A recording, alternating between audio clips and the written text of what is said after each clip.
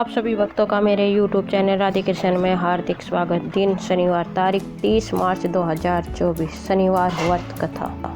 शनिदेव को ग्रहों का राजा कहा जाता है। भगवान भोलेनाथ ने इन्हें न्याय के देवता की उपाधि दी है। शनिदेव को बहुत जल्दी क्रोध आता है।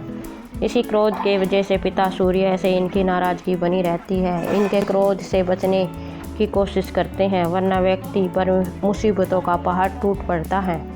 इसलिए इन्हें प्रसन्न करने के लिए शनिवार व्रत रखा जाता है।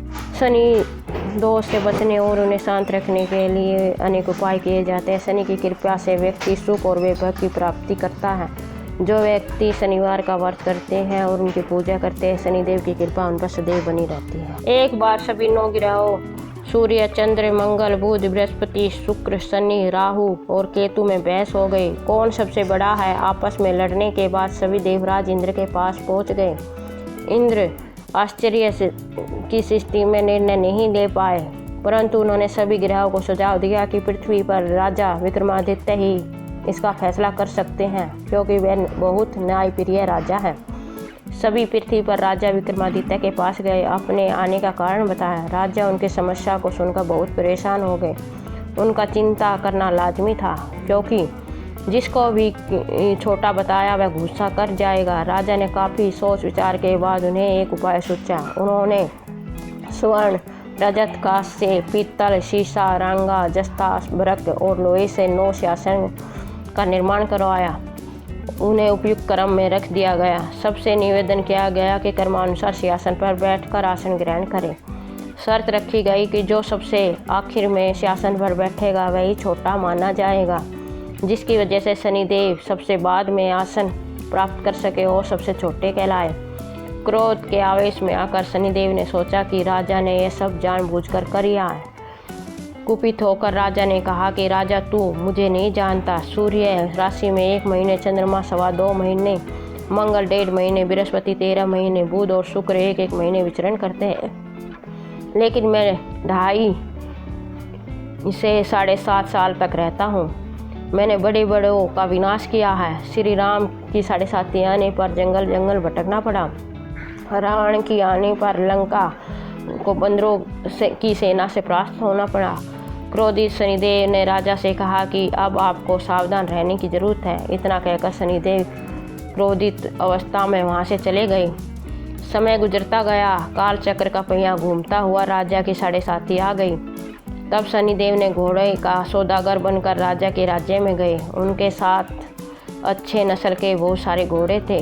जब राजा को सौदागर के घोड़ों का पता चला तो अश्वपाल को अच्छे घोड़े खरीदने के लिए भेजा। अश्वपाल ने कई अच्छे घोड़े खरीदे। इसके अलावा सौदागर ने उपहार स्वरूप एक सर्वोत्तम नस्ल के घोड़े को राज्य की सवारी हेतु दिया। राजा विक्रमादित्य जैसे ही उस घोड़े पर बैठे, वह सरपट वन की ओर भागने लगा। जंगल के अंदर पहुंचकर गायब हो गया। भूख प्यास की स्थिति में राजा जंगल में भटकते रहे। अचानक उन्हें एक ग्वाला दिखाई दिया, जिसने राजा की प्यास बुझाई। राजा ने प्रसन्नता में उसे अपनी अंगूठी देकर नगर की तरफ चले गए। वहां एक सेठ की दुकान पर पहुंचकर उन्होंने जल पिया और अपना नाम विक्का बताया। भाग्यवश उस दिन सेठ की खूब आमदनी हुई। सेठ बहुत खुश होकर अपने घर चला गया। सेठ के घर में खुट्टी पर एक हार टंगा हुआ था, जिसकी खुट्टी उस हार को निगल रही थी। कुछ ही देर में हार पूरी तरह से गायब हो गया। सेठ वापस आया तो हार गायब था। उसे लगा कि विक्का ने उसे चुरा लिया है। सेठ ने विक्का को कोतवाल से पकड़वा दिया और दंड स्वरूप राजा उसे को चोर समझकर हाथ पैर कटवा दिए गए। अपंग अवस्था में उसे नगर के बाहर फेंक दिया गया। तभी वहाँ से एक तेली निकल रहा था, जिसको विक्का पर दया आ गई। उसने विक्का को अपनी गाड़ी में बिठा लिया। विक्का अपनी जीभ से बैलों को हाँकने लगा।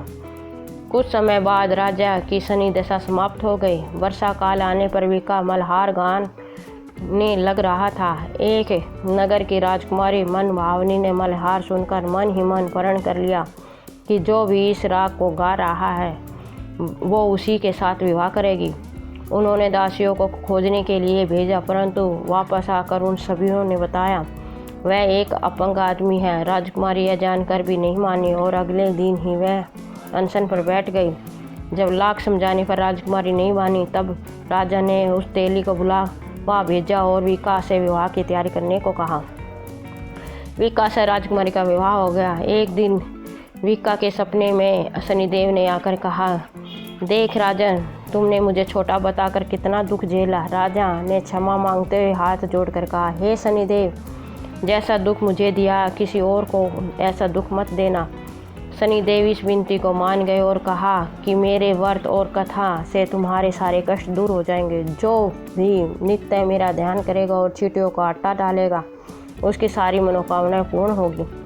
शनिदेव ने राजा को हाथ पैर वापस कर दिए। दूसरे दिन जब सुबह राजकुमारी की आंखें खुली तो वह आश्चर्यचकित रह गई।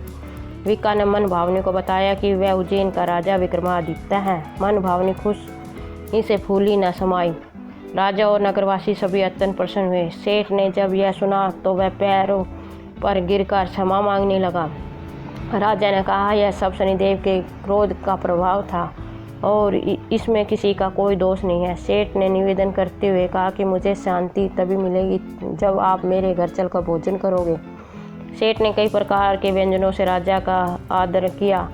जब राजा भोजन कर रहे थे तभी खुट्टी पर ने जो हार निकला था वह अपने आप ही उगल रही थी।